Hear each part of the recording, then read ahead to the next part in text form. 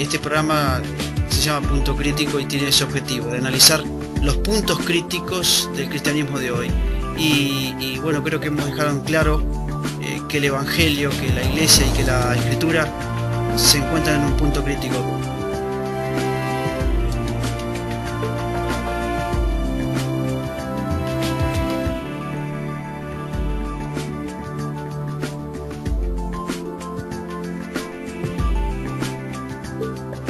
Tenemos un concepto correcto de Dios y tenemos un concepto correcto del hombre, terminamos entonces en una debacle moral.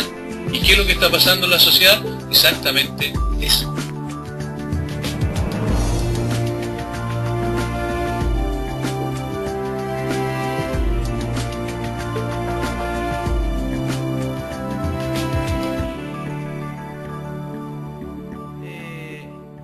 Estimado amigo Iván Reyes, buenos días, ¿qué tal? ¿Cómo le va? Hola, buenos días Mario, bien, gracias. Bueno, y estoy mirando un poquito el mapa y estoy observando Villarrica. ¿Dónde queda Villarrica? Explíqueme un poquito para los que nos están escuchando. Bueno, más o menos para que podamos entender, está al sur de nuestro país, de Chile, la novena región de la Araucanía, se denomina normalmente a la región propiamente, y Villarrica es una de las 4 ciudades más importantes de la novena región en Chile. Más o menos casi al frente de San Martín de los Andes, para que nos ubiquemos más o menos entre Chile y Argentina. Ok, bien, una ciudad hermosísima. Yo tuve la oportunidad de conocerla y me quedé impresionado la belleza de la ciudad de Villarrica. Iván, cuénteme de usted, ¿quién es Iván Reyes primero y bueno, qué hace usted allí en Villarrica, ¿no? ¿Usted es oriundo de Villarrica o está ahí cumpliendo una función determinada en este momento? Sí, no, yo soy oriundo de Pitrufquén, una ciudad que está a 60 kilómetros hacia el oeste de Villarrica, pero hace ya 11 años que estamos en esta ciudad, más de 11 años que estamos en esta ciudad, y soy pastor de la Unión de Centros Bíblicos de Chile. Hace ya 14 años que estoy de lleno en el ministerio a cargo de iglesias y 18 años que estoy a pleno digamos, en el servicio al Señor. Bien, muy brevemente, ¿nos puede explicar cómo conoció al Señor Iván? Sí, por supuesto. Fue hace ya bastantes años atrás, en 1993, para ser exacto, un 17 de septiembre, me recuerdo muy claramente, en el campamento de los centros bíblicos que está acá cerca de Villarrica, Licanray, una pequeña localidad turística, donde los centros bíblicos tienen un campamento, porque cada año reúne a muchos jóvenes, niños, adultos, es decir, familias completas también. Y en esa ocasión fue un retiro de septiembre, del mes de septiembre. En Chile se celebran las fiestas patrias normalmente, los días de la independencia nacional, y allí se hace un retiro, y ese 17 de septiembre yo, después de haber estado 3 años con una depresión muy profunda, asistí a ese retiro y el Señor allí obró de una manera extraordinaria. Su gracia me alcanzó en realidad. Yo no puedo decir que yo busqué al Señor, sino el Señor me buscó a mí y me salvó en esa situación de una manera dramática prácticamente. Y yo siempre digo esto, segundos antes de ese momento yo quería morir nada más, porque incluso había tenido 2 intentos de suicidio anteriormente, y después de ese momento, cuando el Señor me sacó la venda de los ojos, me dio vida en realidad y pude comprender mi verdadera condición delante de Él, caí a sus pies en arrepentimiento, y la verdad es que desde ahí en adelante comenzó el proceso de transformación que me ha llevado hasta este momento, donde sirvo al Señor con gozo en mi corazón. Qué bueno, qué bueno. ¿Cuánto hace ya de esto, Iván? En 1993 estamos hablando de 21 años prácticamente. Qué bien, qué bien. Iván, ¿y cómo se compone su familia en este momento? Bueno, mi esposa Milja Pérez, y mis hijos Aliani y Josías, que de 12 y de 10 años respectivamente. Así está compuesta mi familia. Iván, una consulta. ¿Qué es Centros Bíblicos? Centro Bíblico es una corporación evangélica creada hace 70 años aproximadamente en Chile, y que tiene iglesias desde Iquique hasta por el norte hasta Coyhaique por el sur, es decir, de la primera región hasta la 11ª región del país. Y tiene como fundamento esencial la centralidad de las escrituras. Por eso se llama Unión de Centros Bíblicos, precisamente, donde creemos absolutamente que las escrituras es la única base, la única regla de fe y conducta. Ajá, bien, muy bien. Iván, ¿se puede decir entonces que Chile es el país que más, en América del Sur, que más unión de centros bíblicos tiene? ¿O que más iglesias tiene de centros bíblicos? Sí, absolutamente. Bueno, acá se fundó Claro. la misión propiamente. Entonces, posteriormente fue a Argentina y Uruguay, como también sabemos, Sí. donde es bastante más chico desde el punto de vista de la cantidad de iglesias. Por una cosa lógica y natural, esperamos un desarrollo más progresivo también en esos países. Sí, aunque o sea detenido en estos últimos años, ¿cómo ha sido en Argentina? Si es que usted tiene conocimiento, yo no lo tengo, por eso le pregunto. Sí, no ha tenido mucho avance. Estamos ahora, nosotros enviamos acá del distrito, nosotros nos dividimos en distritos, y este es el distrito sur, en el que pertenezco yo, digamos, la iglesia nuestra, acá en Villarrica, y hace un tiempo atrás enviamos un misionero a Bariloche para que pudiese establecer una obra, y ahí está trabajando en este momento Saúl Pailahueque, Saúl, donde sí. está, sí, haciendo un ministerio bien interesante allí que obviamente dependemos de la obra del Espíritu Santo. Nosotros no somos los que transformamos a nadie ni cambiamos el corazón de ninguna persona, pero hacemos el trabajo que es lo importante y esperamos en el Señor que siga creciendo, aun cuando yo en términos personales no creo que lo importante sea el crecimiento denominacional, sino el crecimiento real del Sí, corazón totalmente. y vidas cambiadas. Totalmente, sí. Lo que pasa es que por ahí también uno al tener otro panorama de las cosas, o por ahí, digamos, si es que cabe el término, desde otra vereda, uno ve la poca, la muchedumbre de iglesias y el incremento del error, y uno dice, bueno, sí, a veces es más importante dedicar tiempo a la poca gente bien consistente y bien básica en su crecimiento, porque a veces lo multitudinario, dentro de lo multitudinario a veces está el error, ¿no? Y eso es lo que ha sucedido, lo que está sucediendo, por lo menos en Argentina, ¿no? Sí. Iván, una consulta, una pregunta un poco más objetiva, ya hemos en poco tiempo conocido, lo hemos conocido a usted, lo cual me llamaba mucho la atención, yo no sabía que usted había estado en depresión en su momento, y me da una pauta muy importante de ver cuán importante es el Evangelio en una persona, ¿no? Ahora, Así es. ahora lo que sí me preocupa es ver un poco la importancia del Evangelio en el día de hoy, ¿no? El Evangelio hoy es considerado como algo por la sociedad no creyente, como algo, digamos así, sin importancia, sin relevancia, no es considerado una verdad. A veces cuando se habla de Evangelio se habla sinónimo de religión. Yo le pregunto a usted, aunque podamos charlar el tema de diferentes aristas, pero quiero que pueda hablarlo con libertad, con tranquilidad, porque en definitiva creo que esa es la idea. ¿Qué es para usted el Evangelio? Bueno, el Evangelio para mí es el corazón de la iglesia.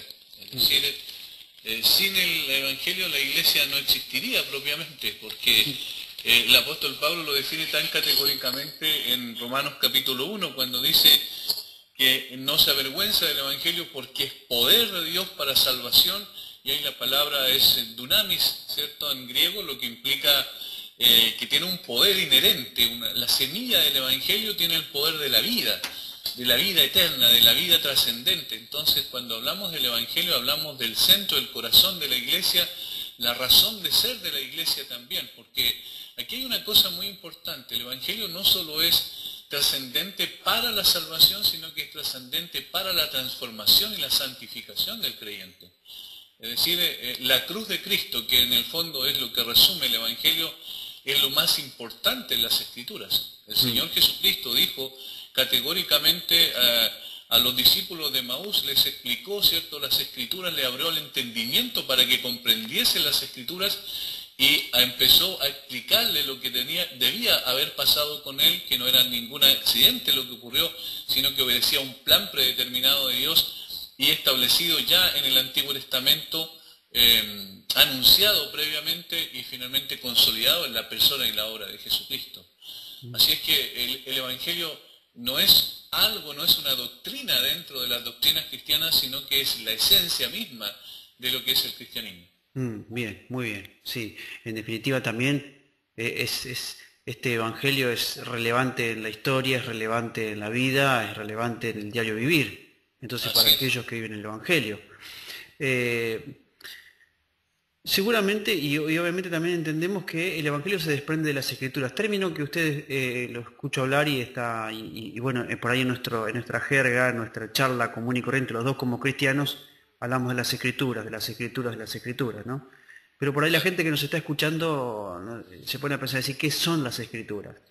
Recién nos preguntábamos qué es el evangelio y su respuesta fue amplia. Ahora mi pregunta es, ¿qué son las escrituras? Sí, es una buena pregunta y de hecho es también una de las cosas más fundamentales, porque el Evangelio lo conocemos por las Escrituras, Claro, a través de las Escrituras. claro. Hay conceptos muy errados de repente respecto a las Escrituras y también, como bien usted dice, mucha gente piensa que las Escrituras es una invención simplemente de personas del primer siglo, quizás en algunos casos le llaman ignorantes, ¿cierto? Personas con poca educación, sin conocimiento científico, dice la ciencia, Sí. y que establecieron ciertos libros como inspirados por Dios. Pero la verdad es que cuando uno revisa las evidencias internas y externas sobre la doctrina de las Escrituras, se da cuenta de la certeza, de la confiabilidad. Estos tres conceptos que normalmente se mencionan respecto a aquello que es la veracidad de las Escrituras, la autoridad de las Escrituras y la suficiencia de las Escrituras. Veracidad, porque obviamente vienen de un Dios que es veraz, como la misma Biblia lo consigna, sea Dios veraz y todo hombre mentiroso, de tal manera que cuando Él, en este proceso de transmisión de las Escrituras, inspiró, literalmente utilizando el concepto de segunda de Timoteo, capítulo 3, versículo 16, que dice que toda la Escritura es inspirada por Dios. Ahí la palabra teonepto, ¿cierto? Es un compuesto. Es una palabra compuesta de teos, Dios, y de neuma, que es espíritu. De tal forma que ahí está diciendo literalmente que es soplada por Dios, que procede de Dios, y como Dios es veraz, evidentemente las Escrituras mantienen esa veracidad absoluta. En un mundo de mentira, la Escritura es lo único que puede darnos un ancla firme donde colocar nuestra esperanza y nuestra fe. Yo quisiera decir también al respecto, Mario, que Sí, cómo no. lamentablemente hay conceptos cerrados también que yo he escuchado, inclusive desde el punto de vista de la religión popular de Sudamérica, que todos conocemos, que dicen que los reformadores, que esta autoridad de las Escrituras es algo de los reformadores del siglo XVI, perdón. Es lo que se está discutiendo en Argentina, Iván, ahora. Sí, y en realidad es totalmente absurdo, porque en el capítulo 4 de Deuteronomio, ya muy atrás, como vemos en la Biblia, está claramente establecido el principio de la sola Escritura. Por ejemplo, cuando dice en Deuteronomio capítulo 4, versículos 1 y 2, ahora pues, oh Israel, oye los estatutos y decretos que yo os enseño, para que los ejecutéis y viváis y entréis y poseáis la tierra que Jehová el Dios de vuestros padres os da. No añadiréis a la palabra que yo os mando, ni disminuiréis de ella, para que guardéis los mandamientos de Jehová vuestro Dios que yo os ordeno. Allí está claramente establecido el principio de sola Escritura, puesto que es la clave, es la revelación de Dios que al llegar a la persona, al ser humano, viene a iluminar su intelecto, su corazón, su voluntad y a transformar una vida completamente, dándole una visión distinta de las cosas. Por consiguiente, la veracidad de las Escrituras y la necesidad de las Escrituras en nuestra vida es algo absolutamente trascendente. El mundo evangélico de Sudamérica en el último tiempo se ha perdido en especulaciones y una serie de cosas que lamentablemente han distorsionado la necesidad que tenemos como creyentes y la necesidad que tiene el mundo sin Cristo de que esta palabra de Dios pueda producir fruto de arrepentimiento en el corazón de ellos y en el caso de los creyentes, fruto de transformación, de vidas cambiadas, con visión diferente y con un propósito diferente en la vida de las personas. Y eso solamente lo puede dar las Escrituras. Muy bien, Iván, qué bárbaro, sí. Justamente estaba pensando eso porque difícil agregarle algo a lo que usted acaba de decir, para no arruinarlo en ese comentario concretamente.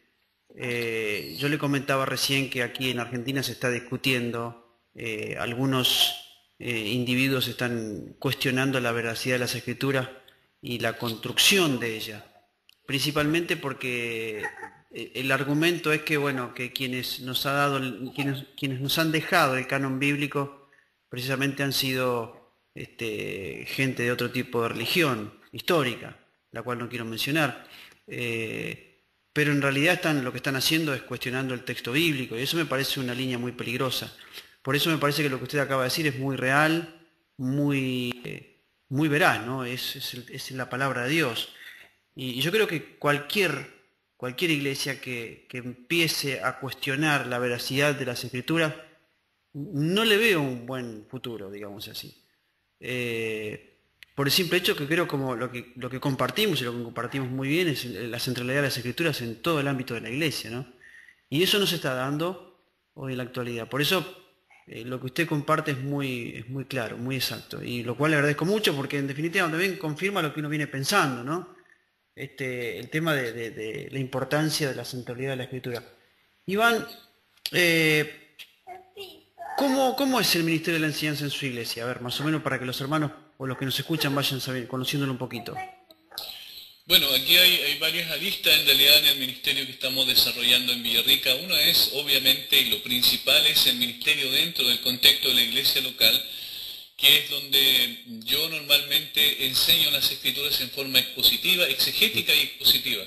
Sí. Es decir, para que entiendan más o menos los auditores, se trata de una interpretación contextual de las Escrituras del punto de vista, digamos, respetando la gramática, claro, respetando también el lenguaje original, yendo a las fuentes principales del lenguaje original con el propósito de poder hacer una interpretación sana de las Escrituras, no subjetiva, sino lo más objetivamente posible, y exponiendo eso en términos expositivamente. Cuando hablamos de una exposición versículo a versículo y respetando, como dije, todo lo que tiene que ver con el contexto incluso cultural. Intentamos interpretar las Escrituras desde que fueron escritas, en el contexto en el que fueron escritas, y luego aplicarlas al siglo XXI. Yo siempre digo que hay un error ahí cuando nosotros interpretamos la Escritura desde el siglo XXI a el siglo donde fueron escritas. Claro, y eso, claro, es un error fatal, porque obviamente nosotros hacemos una eisegesis en ese sentido, es decir, metemos nuestros propios pensamientos relacionados con la cultura en la cual nos tocó vivir, y no vamos al primer siglo donde fueron escritas, en el caso del Nuevo Testamento, o al Antiguo Oriente, en el caso de las Escrituras del Antiguo Testamento. Donde hay otra cosmovisión de las cosas y otra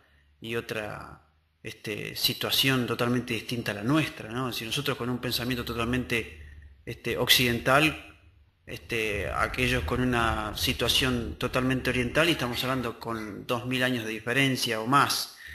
Y llevar eso al plano de la práctica actual es un trabajo descomunal, enorme, ¿no? Iván, y la pregunta del millón de siempre, porque me encuentro con amigos muchas veces en la semana o en el mes, sobre, bueno, pero en realidad cuando en la iglesia hay que tocar ciertos temas, dicen, la predicación expositiva no cubre esas necesidades. ¿Esto realmente es así? En absoluto, para nada. De hecho, si tú, bueno, evidentemente en tu práctica también, en tu trabajo ministerial, seguramente has visto esto, pero cuando enseñamos libro por libro, por ejemplo, en términos expositivos, en un libro hay una cantidad de temas increíbles. Sí, totalmente.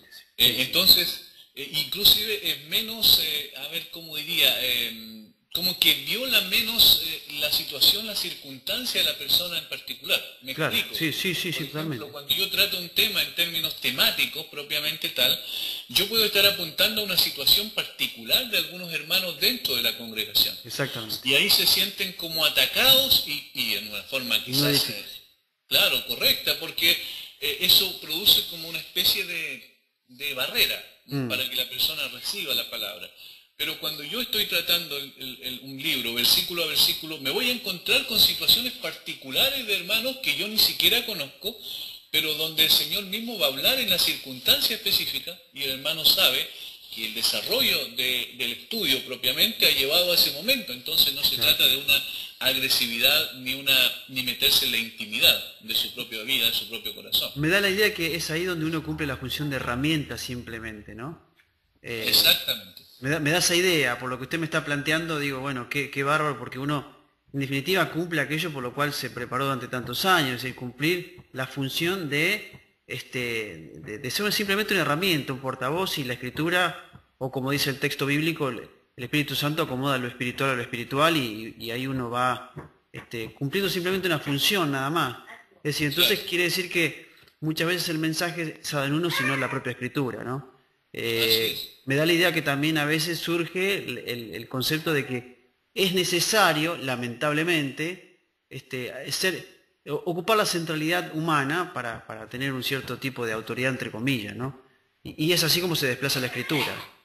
Exactamente. Nosotros aquí en Argentina tenemos ese problema. En Argentina está lleno de hombres, de Dios, entre comillas, que ellos son autoridades absolutas autoridad absoluta en lo que dice la Biblia, ¿no? Pero también son autoridad absoluta en el error, porque, porque precisamente, no sé si el error tanto directamente doctrinal, pero sí el error subjetivo de no permitir que la escritura sea la centralidad precisamente por esa centralidad humana, ¿no? Por eso Claro. lo que usted plantea me parece sumamente importantísimo. Claro, hay un alcance que quisiera hacer al respecto de lo que Sí, estamos conversando.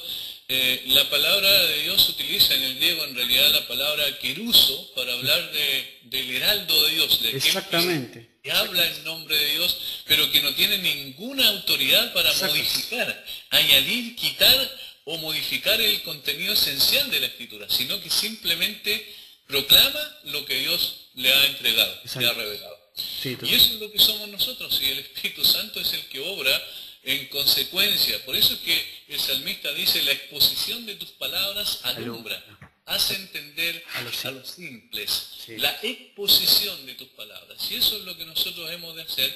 Yo sé que es el camino largo, porque es Sí, el camino de esperar, nada más en la obra soberana de Dios en el corazón de las personas. Pero es el único camino que yo veo que tiene el imprimatur, la aprobación de Dios según las Escrituras.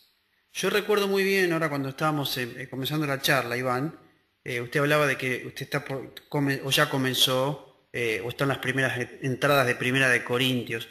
Yo recuerdo muy bien en mi iglesia hace muchos años, muchísimos años, en nuestra iglesia se tocó versículo por versículo. Bueno, fueron gracias al Señor los primeros maestros nuestros que nos dieron, que inyectaban en nuestro corazón esta idea de estudiar la Biblia versículo por versículo, ¿no?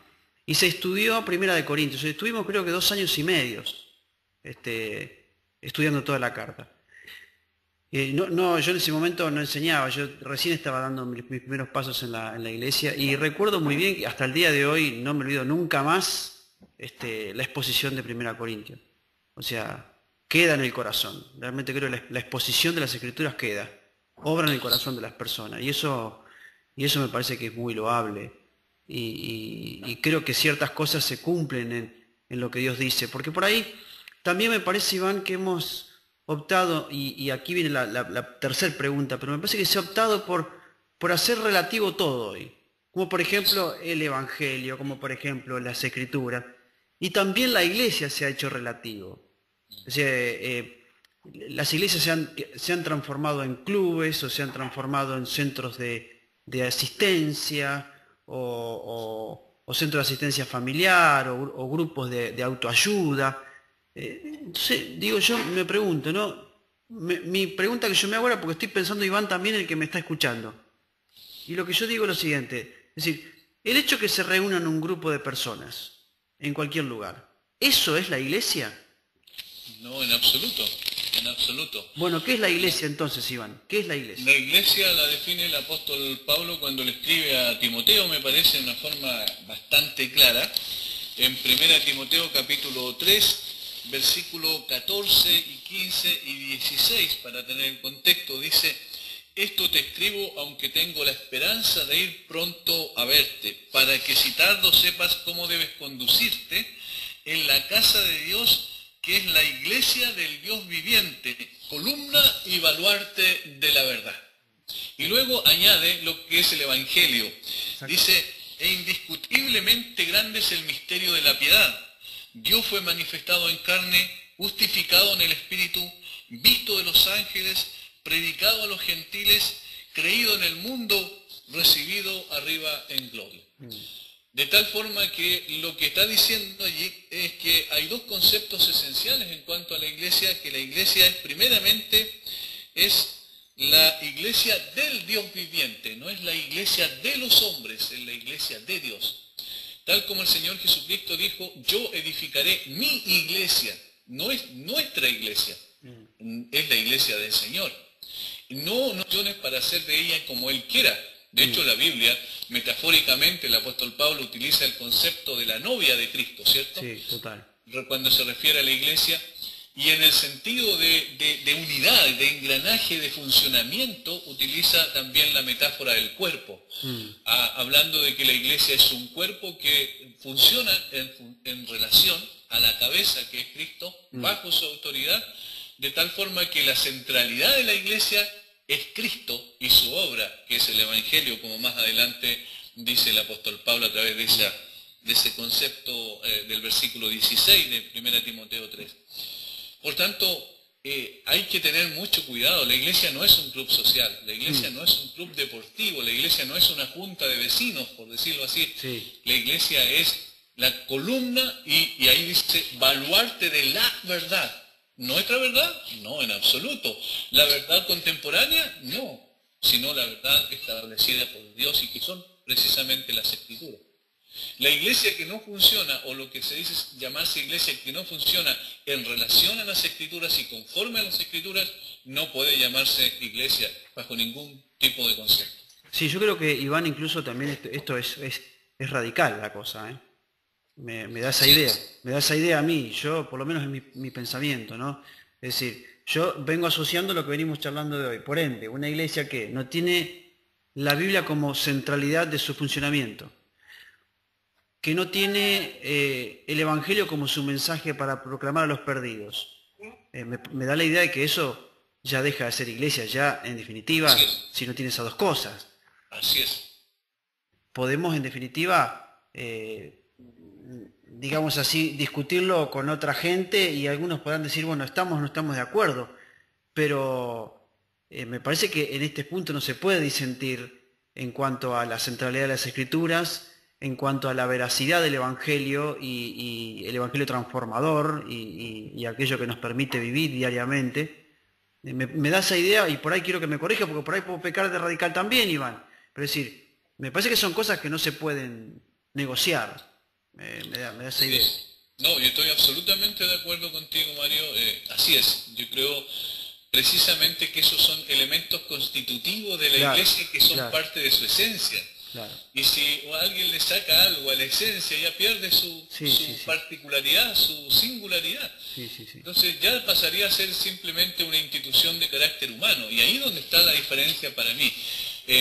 Y quizás aquí hay un elemento más, Mario, que podemos añadir al comentario, a la conversación. Sí, cómo no. En el hecho de que la iglesia está, muchas veces en el día de hoy, está centralizada en el hombre y en sus necesidades. Claro. Y no en Cristo y la gloria de Cristo. Sí, que en realidad ese es el propósito final de la redención. Sí, totalmente. Hay una complejidad ahí de retroceso del punto de vista de la iglesia, porque cuando colocamos la mirada en nuestra felicidad, en nuestra satisfacción, estamos ya conformando, haciendo un Dios a nuestra medida. Yo le llamo al Dios de supermercado, no sé cómo le llaman ustedes allá en Argentina. Sí, supermercado se llama exactamente lo mismo. Sí, estamos totalmente de acuerdo, sí. Claro, Sí, cuando uno va, ¿cierto? Y elige algunas cosas, dice esto es bueno para mí, esto me gusta y esto otro no, lo desecho. Pero claro. resulta que con Dios no puede ser así. Iván, corríjame en un pensamiento que estoy teniendo hace días. Empecé a leer el libro de Romanos. Eh, Correcto. Estoy leyendo de una manera muy particular, después de tantos años, muy... Terminé de leer hace poquito el libro de Ezequiel, lo cual, bueno, la palabra de Dios es tan profunda que uno nunca deja de descubrir cosas, ¿no? Así Eh, es. pero terminé el libro de leer el libro de Ezequiel muy lentamente, muy despacio, y me ha condicionado mucho la interpretación del Apocalipsis, enormemente. Y luego comencé a leer el libro de Romanos, que estoy por el capítulo 3, y vengo pensando en estos días, y quiero que me corrija porque por ahí puedo equivocarme en mi observación. Yo estaba pensando el otro día, aquí en Argentina se predica mucho el amor de Dios. Dios es amor y Dios es amor. Y no lo negamos. Estamos totalmente de acuerdo que Dios es Totalmente de amor. acuerdo. Sí. Dios es amor. Pero yo le decía a algunos hermanos y lo charlaba sin considerar lo mío como una verdad absoluta, pero yo decía, eh, en un determinado momento la generación, el mundo, necesitó del mensaje del amor de Dios. Y sí, estamos de acuerdo, perfecto. Pero me da la idea de que la sociedad de hoy, una sociedad corrupta, perversa,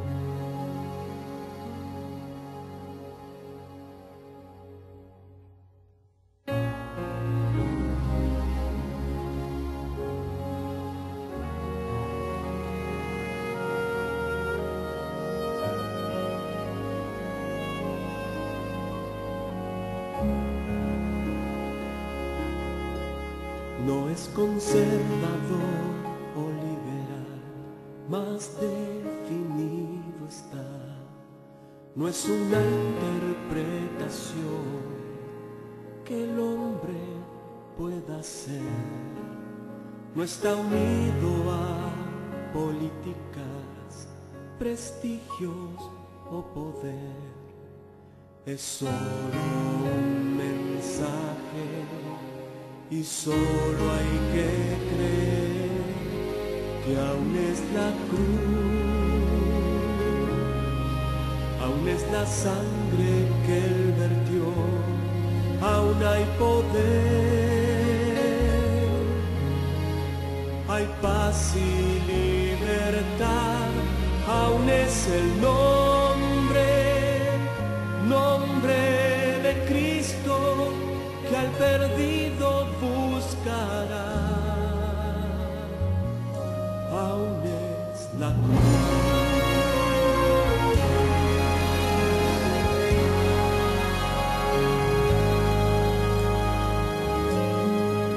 Podemos predicar tan solo por nuestra necesidad y justificar las obras por tan solo vanidad y esconder lo que creemos ante esta sociedad, mas no podremos cambiar la verdad que hoy vive y es que aún es la cruz,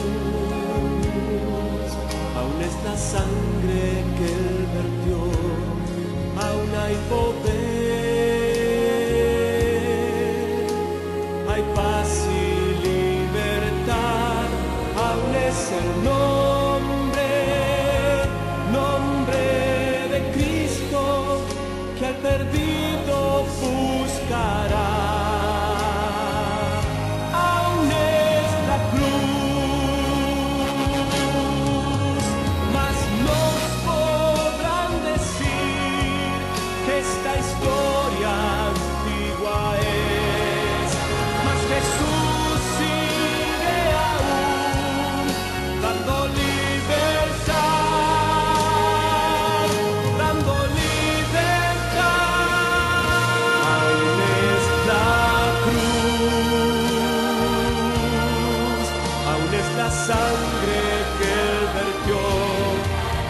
hay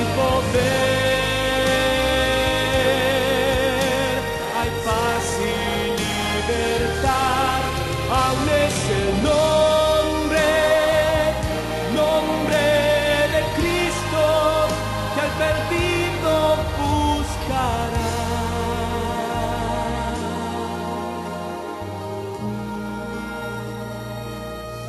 Aún es la cruz,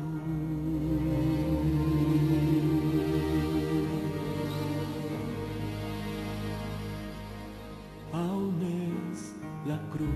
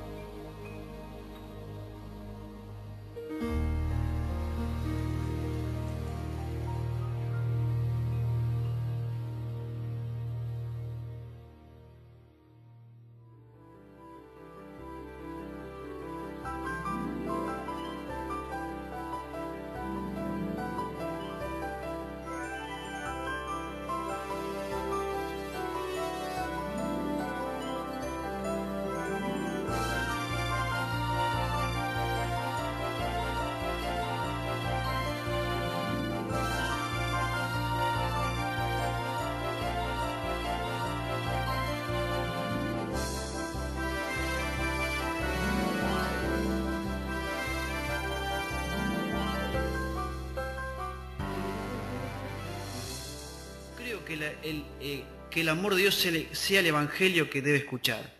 Me da la idea de que el amor de Dios es el evangelio que la gente quiere escuchar hoy, cuando en realidad me parece a mí que lo que la gente hoy necesita es escuchar el evangelio de la justicia de Dios.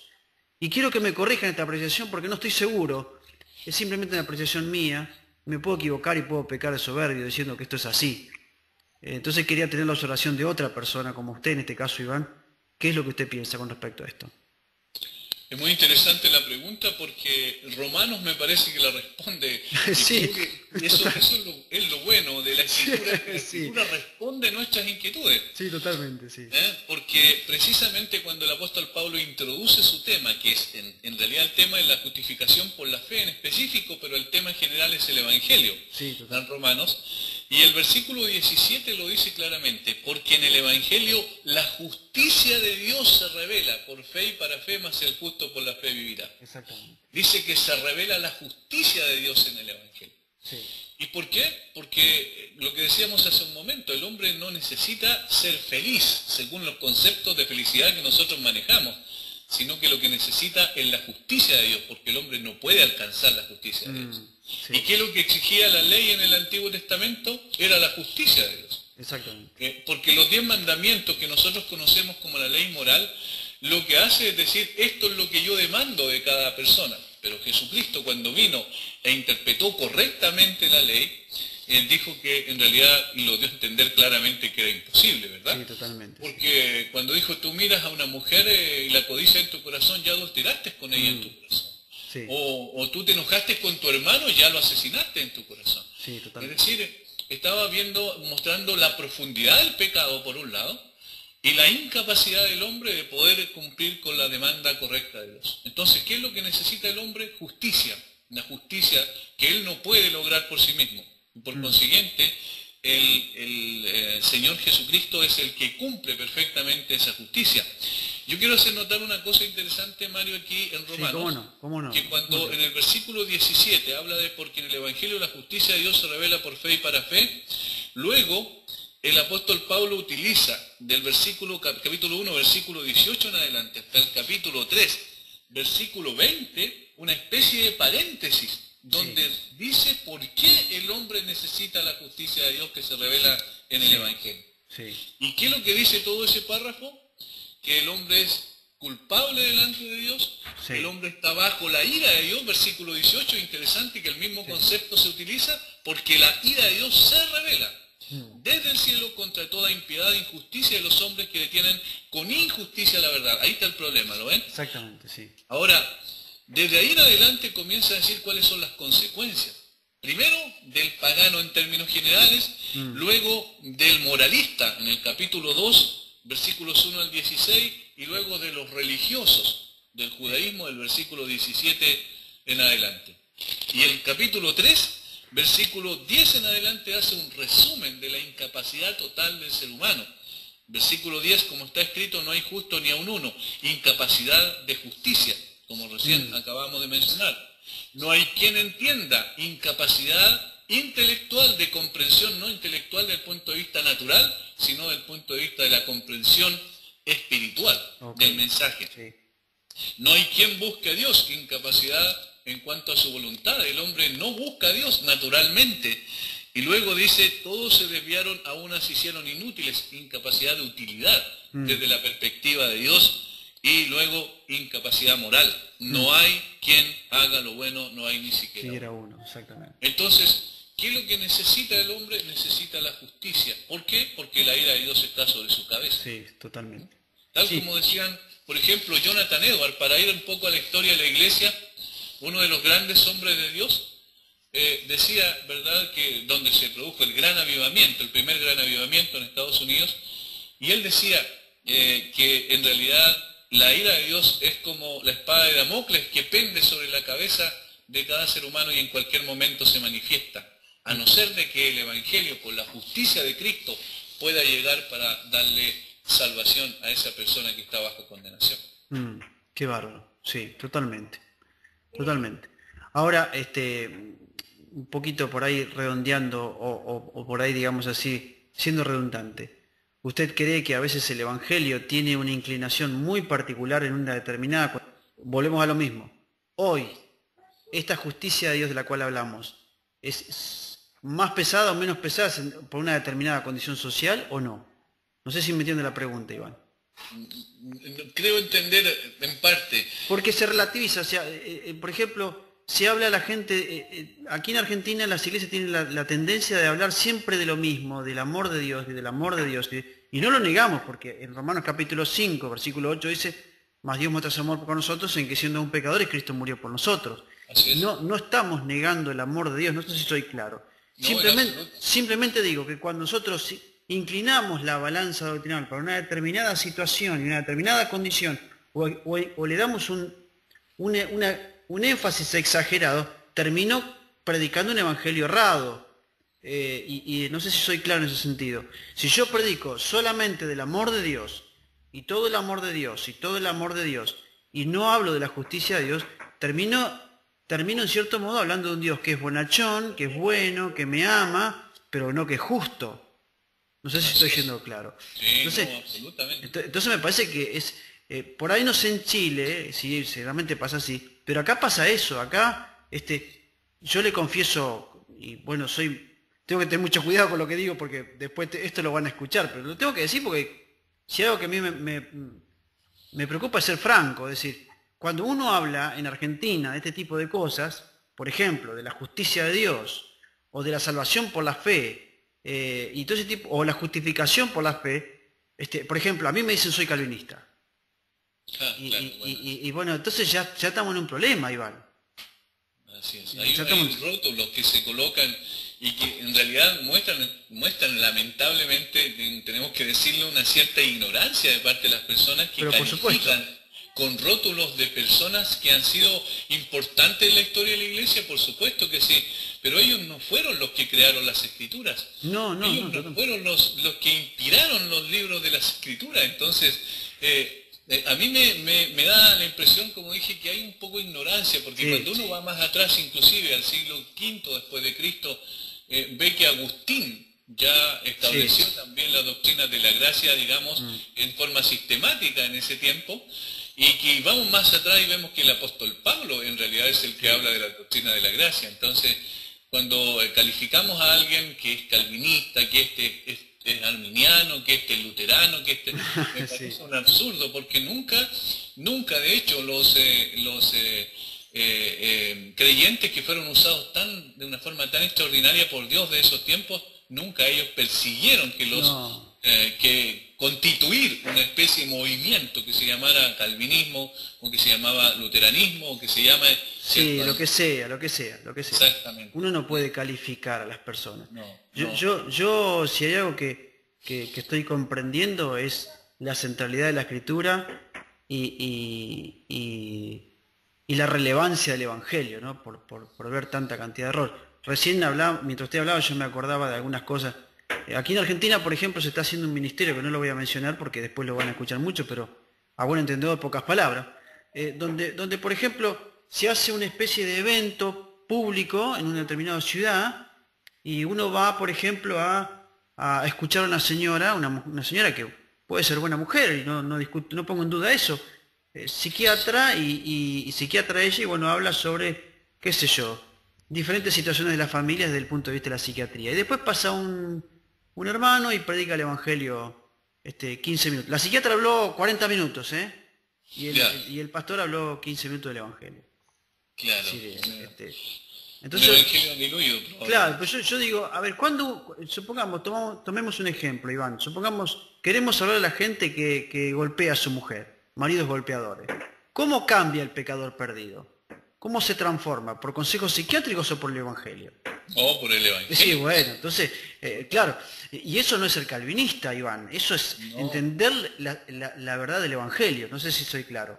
Sí, no, absolutamente. Bueno, uno de los males de la iglesia actual también es la psicologización de la iglesia, que podríamos llamar, que es precisamente colocar la centralidad en el hombre. Y en realidad que nuestras emociones y sentimientos, ¿sabes, Mario? Yo estuve con depresión, como te dije antes, de que el Señor me alcanzara por su gracia. Entonces yo puedo hablar con una cierta autoridad, digamos, en ese sentido, puesto que yo salí de esa condición no por un concepto psicológica, sino por la obra y el poder del Evangelio, que destruyó absolutamente todas aquellas cosas que habían en mi corazón y que me llevaban por un camino oscuro. De tal manera que el único que tiene poder inherente, por eso yo hablo de eso, en realidad cuando uno ve las palabras en el original se da cuenta de la potencia que tienen las palabras. Es poder de Dios, es dinamita de Dios para salvación, es decir, destruye todos estos conceptos de autocompadecimiento que llevan normalmente a la depresión y quitan el problema de raíz. El problema no son las circunstancias, el problema es el corazón del hombre. Y el corazón del hombre solo puede ser cambiado por el poder del Evangelio. Entonces, nosotros podemos darle un analgésico, un calmante a través de la psicología y de la psiquiatría, pero no podemos cambiar el corazón de esa persona. Justamente hay dos cosas que me pasaron puntuales. Estaba charlando con dos chicos universitarios, uno de ellos por recibirse de psicólogo dentro de muy poco, y le leí el pasaje de Romanos, capítulo 1, y yo le decía, bueno, ¿cómo cambiás esto como psicólogo? ¿Cómo lo transformás? Y me decía, no, eso no se puede cambiar. Y bueno, entonces, me parece que has perdido tiempo en la universidad. Es decir, ¿cómo se cambia? Eso no se puede cambiar, solamente Dios lo puede cambiar. Es decir, no hay otra forma. Iván, le hago una consulta. Y aquí vamos a poner un poquito este programa se llama Punto Crítico. Así que la idea es decir, analizar los puntos críticos que tiene el cristianismo hoy. Y el cristianismo tiene un punto crítico. Y sobre esto yo sé que más de alguno me va a mandar a freír papa, pero tengo que decirlo también, es una realidad. A ver, ¿es coherente, si es que el término coherencia cabe, o ¿es correcto que un creyente vaya a un psicólogo cuando tiene algún tipo de problema? Categóricamente yo aconsejo a los hermanos de la iglesia, obviamente cada uno tiene libertad para hacer su ministerio como él así lo determine, pero en términos de lo que estamos hablando y la convicción que tengo en mi corazón, producto de la suficiencia de las Escrituras, que esa es una de las cosas que toca precisamente la psicología, o que pasa a llevar la psicología, que la suficiencia de las Escrituras, yo en absoluto aconsejo a nadie que vaya a un psicólogo. Claro. Porque el término psicología, Mario, viene de psique o psige, del griego. Sí, totalmente. Y se traduce muchas veces como vida o como alma. De tal manera que la pregunta es, ¿tiene un ser humano acceso al alma del otro ser humano? Es imposible. ¿Puede modificar algo del alma del otro ser humano? Evidentemente que no. Normalmente cuando en términos populares se habla de psicología, se habla en el sentido de la mente, pero en realidad el término psique es más que mente, es alma. Es decir, es la parte esencial del ser humano. Por consiguiente, el único que tiene acceso a eso es Dios. Por eso es que dice el autor de Proverbios, sobre toda cosa guardada, guarda tu corazón, porque de él mana la vida. Y el término corazón, bien tú sabes, escrituralmente no implica el músculo cardíaco propiamente, No. sino el asiento del pensamiento, los sentimientos y la voluntad y la capacidad moral de la persona. En consecuencia, cuando hablamos de esto, obviamente el único que es suficiente en sí mismo es Dios para poder solucionar nuestros problemas más profundos del alma.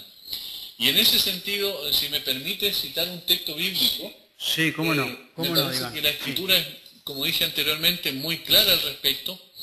Y en Segunda de Pedro, capítulo 1, versículo 3, me parece que es categórico al respecto. Como todas las cosas que pertenecen a la vida y a la piedad, nos han sido dadas por su divino poder mediante el conocimiento de aquel que nos llamó por su gloria y excelencia. Nótese lo que dice: todas las cosas que pertenecen a la vida y a la piedad nos han sido dadas por su divino poder. Entonces la pregunta que cabe aquí es: ¿necesitamos algo más? Una cosa histórica, Mario, para contextualizar lo que estamos diciendo. Durante 1800 años de la historia de la Iglesia, me refiero, no existió la psicología. Exactamente. ¿Cómo pudo ser tan triunfante la Iglesia durante ese tiempo? ¿Cómo pudieron los creyentes de los primeros 3 siglos soportar el asedio terrible sobre sus propias vidas del Imperio Romano y muchos de los emperadores? ¿Cómo pudieron entonces los reformadores del siglo XVI salir airosos y transformar prácticamente a varios países en Europa por medio de la predicación y de la aceptación de los principios bíblicos del Evangelio? ¿Cómo pudieron sin la psicología? ¿Cómo pudieron vencer todas esas dificultades que implican muchas veces situaciones difíciles que tenemos que enfrentar? Bueno, solamente con el poder inherente en el Evangelio del que estamos hablando y de las Escrituras. Entonces, concluyo con esto. Por consiguiente, y en conclusión, obviamente no necesitamos ninguna cosa de tipo humano que venga a añadirse a las Escrituras, porque las Escrituras son suficientes, absolutamente. Iván, de todas maneras, estoy totalmente de acuerdo con usted. Y es como si, mientras usted está hablando, yo estoy como si Argentina hubiera hecho un gol a Alemania. Imagínense que ya me siento, digo, bueno, por fin alguien o sea, es lo que uno viene pensando, ¿no? Ahora, usted imagínese que nos levantamos frente a un gigante enorme porque primeramente nosotros nos confrontamos o nos ponemos frente a un grupo de situaciones enormes, como por ejemplo, libros que se escriben, predicaciones constantes sobre este tema. Es decir, usted debe conocer bien a Bernardo Stamatea, seguramente. Sí. Dicho sea de paso que este hombre se está llenando de plata. Por otro lado también, lo que tenemos que decir es que hay una cantidad de libros que pasan a ser supuestamente buenos, entre comillas, pero son en definitiva libros que están avalando la psicología en la actualidad. Y los cristianos leen eso constantemente. Entonces estoy leyendo una frase aquí en internet que dice: casi consumado es. Los psicólogos cristianos la concluirán. Y me da la idea que cuando un cristiano apela a la psicología o apela a un psicólogo cristiano, me da la idea como que también incluso descalifica la obra de la cruz. Me da esa idea también. Con toda certeza. Por eso,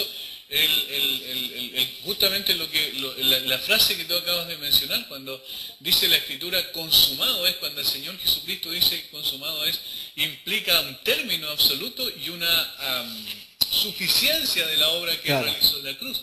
Totalmente. Entonces, cuando yo digo que hay que añadir algo, como decíamos, y al principio mencionamos la suficiencia de la Escritura, cuando ahí en Deuteronomio dice que no puede añadir ni quitar, sino cumplir, simplemente, evidentemente lo que trae eso consigo es una falta de devoción y una falta de reverencia, totalmente, y de aceptación de la obra de Jesucristo. Totalmente. Cuando yo creo que necesito otros consejos de carácter humano y que son limitados en consecuencia, que pueden ser como especies de analgésicos que no quitan el cáncer, obviamente yo estoy equivocando el camino, porque Cristo y su obra es completamente suficiente. Si tenemos a Cristo y no tenemos nada más, lo tenemos todo. Si Totalmente. tenemos todo lo demás y no tenemos a Cristo, no tenemos nada. Estaba pensando hoy, mientras usted citó el texto de Primera de Pedro, yo recordaba el texto de Tito, capítulo 2, versículos 5 y 6, que dice: no salvó no por obra de justicia que nosotros hubiéramos hecho, sino por su misericordia, por el lavamiento de la regeneración y por la renovación del Espíritu Santo, el cual derramó en nosotros abundantemente por Jesucristo nuestro Salvador. Es decir, el Espíritu Santo no mora en nuestras vidas de manera parcial, o sea, mora de manera abundante. Por ende, si uno pone límites a la obra del Espíritu Santo, la obra correcta, la obra sana del Espíritu Santo, la obra correcta, la obra sensata de la cual la Escritura menciona, me parece que un cristiano tenga que recurrir a ansiolíticos o que tenga que recurrir a un psicólogo para solucionar sus problemas del pecado, de la ansiedad, de un montón de cosas más, me parece que es en cierto modo descalificar o tener en menos la obra de Jesucristo en la cruz del Calvario. Eso me parece lamentable, ¿no? Muy lamentable. Así es. Están así que Pablo, cuando le escribe a los colosenses, por ejemplo, dice que uno de los propósitos por los cuales él escribe y les aconseja es para que sean consolados sus corazones. ¿Te fijas? Ahí hay una implicación de que todo su ser interior es consolado y fortalecido. Dice, unidos en amor hasta alcanzar todas las riquezas de pleno entendimiento, a fin de conocer el misterio de Dios.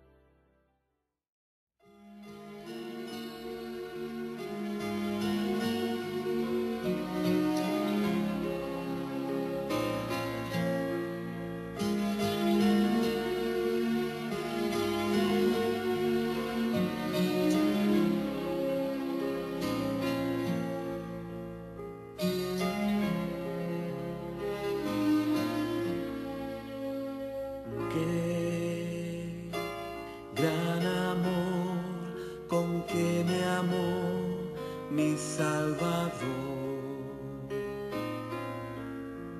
pues a pesar de mi maldad me perdonó, y aún me cuesta comprender que fue por mí que Él se entregó. Al dar su vida me alcanzó su gran amor.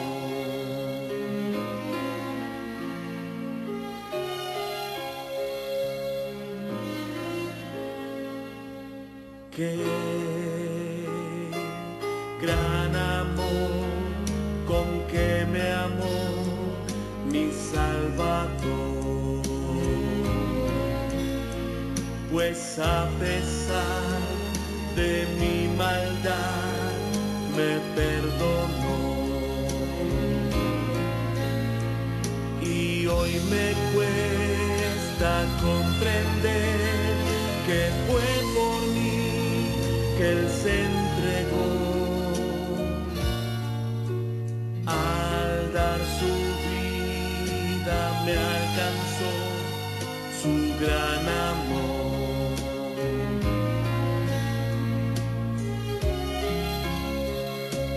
Aunque se derrumben las montañas y los ríos pierdan su caudal, aunque el sol no brille, su amor es infalible. está en su control, descanso en su amor. Qué gran amor con que me amó mi Salvador, pues a pesar de mi maldad me perdonó. Y hoy me cuesta comprender que fue por mí que Él se entregó. Al dar su vida me alcanzó su gran amor.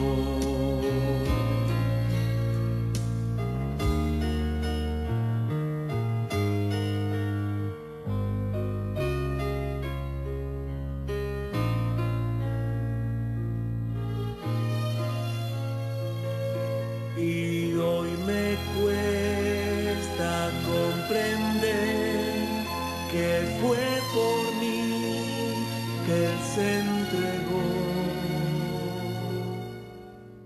Al dar su vida me alcanzó su gran amor.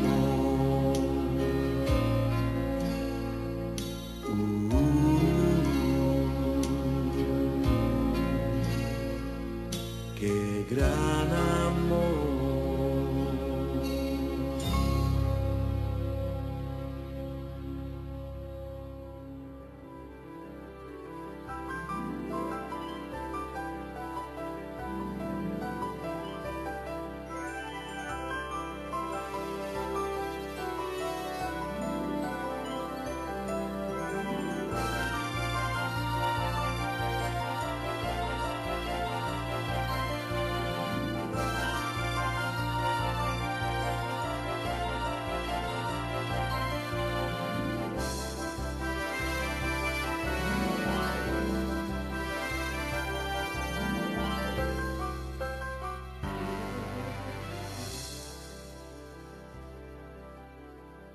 Están escondidos todos los tesoros de la sabiduría y del conocimiento.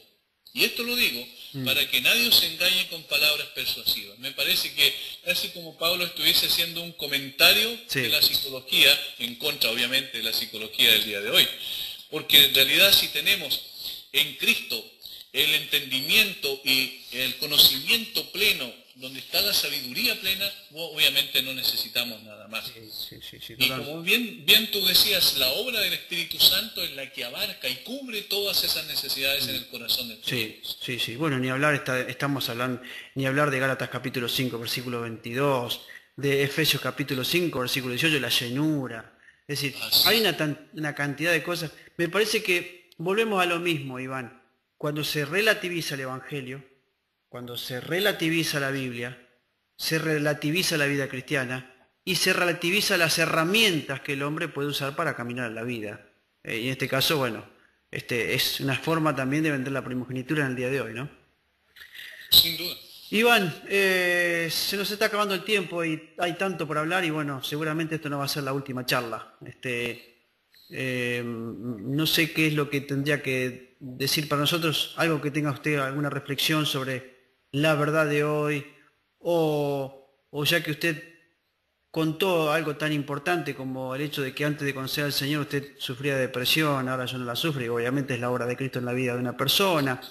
Ahora, una simple reflexión que usted tenga para nosotros en esta mañana y que las personas que lo puedan escuchar puedan realmente tomar en serio la vida cristiana, la palabra de Dios y el Evangelio.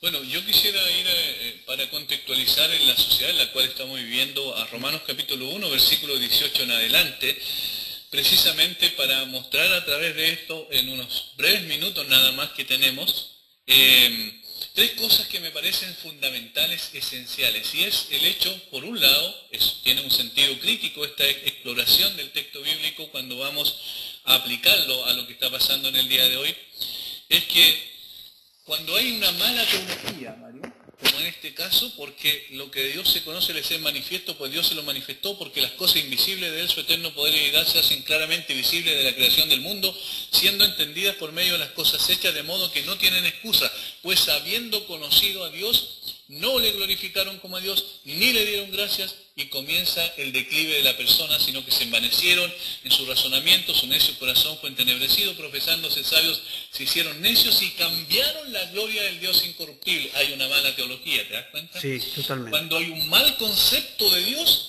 Sí. entonces todo lo demás está mal. Sí, Las creencias determinan nuestros pensamientos y nuestros pensamientos nuestras conductas. sí, De tal totalmente. manera que si tenemos una creencia correcta en el Dios verdadero, el Dios que se ha revelado en las Escrituras, entonces nuestro caminar va a ser correcto también.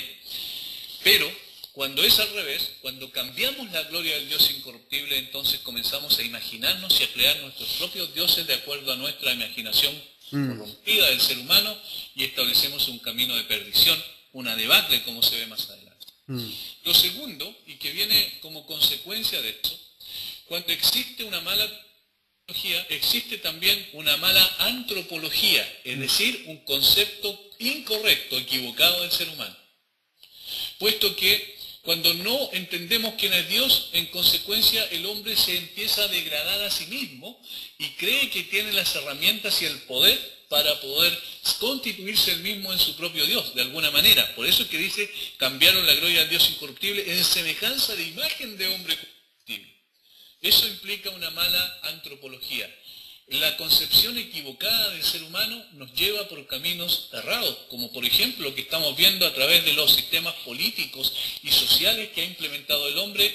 Siempre lo que pensamos nosotros que es para beneficio del hombre termina destruyendo al hombre, ¿no es así? Sí, totalmente, sí. Entonces, una mala teología lleva a una mala antropología.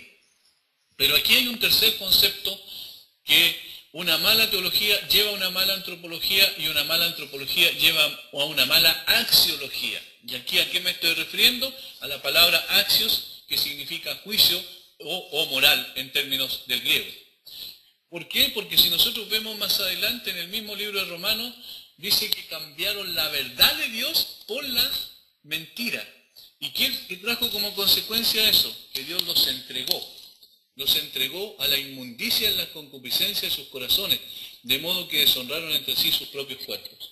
O sea, no tenemos un concepto correcto de Dios, ni tenemos un concepto correcto del hombre, terminamos entonces en una debacle moral.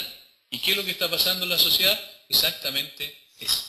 Sí, totalmente. Ahora, positivamente, cuando tenemos un concepto correcto del Dios verdadero que solamente se ha revelado en forma personal a través de las Escrituras, porque la otra es una revelación general a través de la creación, pero personalmente a través de las Escrituras, ¿qué es lo que tenemos, Mario? Tenemos que ahora entendemos realmente quién es el hombre y tenemos una correcta antropología. Nos damos cuenta de nuestra necesidad de Dios imperiosa y vamos a los pies de Cristo en arrepentimiento y fe. Una vez que eso sucede, nuestra axiología, es decir, nuestro concepto moral y ético, cambia sustancialmente y nuestra conducta, en consecuencia, se somete a esa autoridad. Entonces, todo tiene que ver con estas tres cosas. Toda la vida del ser humano tiene que ver con estas tres cosas. Una buena teología, un buen concepto de Dios, lleva a una buena antropología, un buen concepto del hombre, y una buena antropología lleva a una buena axiología, es decir, a un concepto correcto de lo que es la moral y la ética, que no es relativa, sino que es absoluta, porque viene de un Dios absoluto. Qué bárbaro, qué bárbaro. Lo que usted acaba de decir lo creo profundamente, pero me da miedo. Me da miedo porque es consecuente una cosa con la otra. Y al ser consecuente, las realidades que vienen después son espantosas, ¿no? En este país hemos tenido un país que le escupió en la cara a Dios con la ley de matrimonio igualitario. Usted en su momento mencionaba el tema del aborto en Chile, acá también se está tocando el tema del aborto.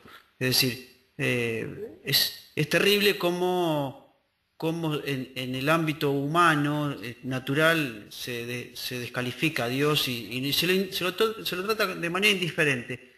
Y eso, en cierto modo, uno lo entiende, y decir, más de eso uno no puede esperar. La Biblia dice, el pecado se afrenta de las naciones, así que no podemos esperar que nuestro país funcione correctamente cuando a Dios se lo ha descalificado. Entonces, no podemos esperar mucho. Pero no puedo entender de parte del pueblo de Dios, eso no lo puedo entender, y esto que acabamos de escuchar también incluso a mí me da mucho temor. Un temor sano, un temor santo, pero también decir, ¿dónde estamos parados? Necesitamos examinar, como dice Jeremías, las sendas antiguas Así es. y volver a los antiguos caminos. Y olvidarnos un poco del modernismo y del club y que esto que el otro y volver a la escritura. Iván, muchísimas gracias por su tiempo. En otro momento podemos charlar otro tema un poquito más interesante. Usted tiene un programa de radio en Villarrica. A ver, cuéntenos un poquito, muy breve, qué es su programa y qué es lo que hace allí.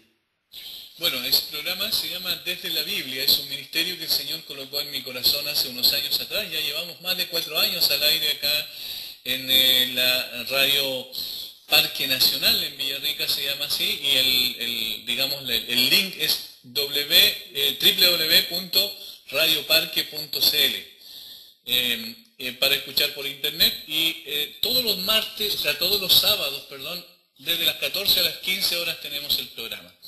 En este último tiempo estamos enfocando, siempre una cosmovisión bíblica a todo lo que está pasando en la sociedad, y en este último tiempo estoy hablando específicamente sobre la destrucción de la familia por parte de la sociedad, que involucra muchas cosas, pero particularmente la solución que Dios da en función de Deuteronomio capítulo 6, versículos 4 al 9. Y en la segunda parte, la primera media hora hacemos eso, y en la segunda parte tenemos una predicación de parte del pastor Miguel Núñez de República Dominicana, de la Iglesia Bautista Internacional, bien conocido a través de internet, que son los hermanos que realizan la conferencia por su causa cada año en República Dominicana. Así que de eso se trata en términos generales el programa, y bueno, les invitamos también, por supuesto, a escucharlo si ustedes así lo desean. Sí, yo he intentado escucharlo varias veces y lamentablemente no puedo, no sé por qué, el link no me lo deja escuchar. Es una pena, pero... Sí, bueno, hay una pequeña trampita que a lo mejor podría explicar así en breve. Se trata de que cuando uno va a la página, dice escuchar en vivo en una parte, uno pincha ahí donde dice escuchar en vivo, y luego tiene que pinchar en el de Winamp. Allí se puede escuchar. Entonces, si un computador no tiene Winamp, probablemente no va a ser posible. Claro, yo no tengo Winamp, así que no lo puedo escuchar. Sí, sí. No, yo tengo el otro programa. No importa, ya lo vamos a escuchar. Iván, gracias por su tiempo, hermano. Le agradezco muchísimo su dedicación. Y bueno, y también en otro momento nos encontraremos para tocar otro tema importante y relevante en cuanto a estos temas. Por eso le decía recién en un momento, este programa se llama Punto Crítico y tiene ese objetivo, de analizar los puntos críticos del cristianismo de hoy. Y bueno, creo que hemos dejado en claro que el Evangelio, que la Iglesia y que la Escritura se encuentran en un punto crítico, pero no porque ellos no tengan veracidad, sino que nosotros los hombres llevamos a estas verdades absolutas a un punto crítico, por nuestra condición. Y no creo que esa sea la postura de Dios, y mucho menos la postura de las Escrituras. Por eso también mi interés es poder hablar con gente que considere estas verdades fundamentales y esenciales para el cristianismo de hoy. Iván, muchísimas gracias por su tiempo, hermano, y bueno, esperemos encontrarnos en otro momento.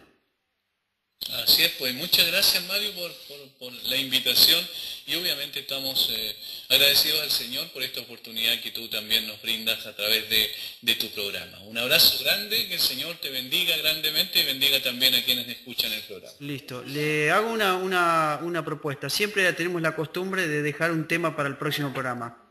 ¿Podrá ser que toquemos el tema del aborto el próximo programa? Por supuesto, ningún problema. Usted ya lo tocó el tema allí en Chile. Sí, en varias ocasiones, porque es un tema bastante amplio y tiene muchas aristas, pero bueno, obviamente ningún problema cuando tú así lo determines. Sí, yo le prometo entonces que en el próximo programa hablemos de ese tema, y yo le doy el micrófono a usted, y ustedes de allí, con esta bendición de la herramienta del internet, podemos compartirlo aquí en Argentina, ¿cómo no? Iván, muchísimas gracias por su tiempo, que el Señor le bendiga. Igualmente, un abrazo.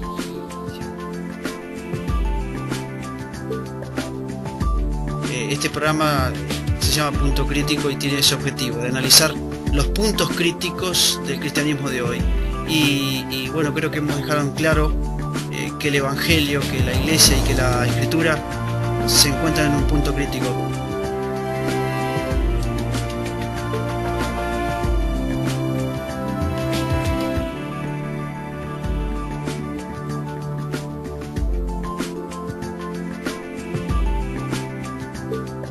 No tenemos un concepto correcto de Dios, ni tenemos un concepto correcto del hombre, terminamos entonces en una debacle moral. ¿Y qué es lo que está pasando en la sociedad? Exactamente eso.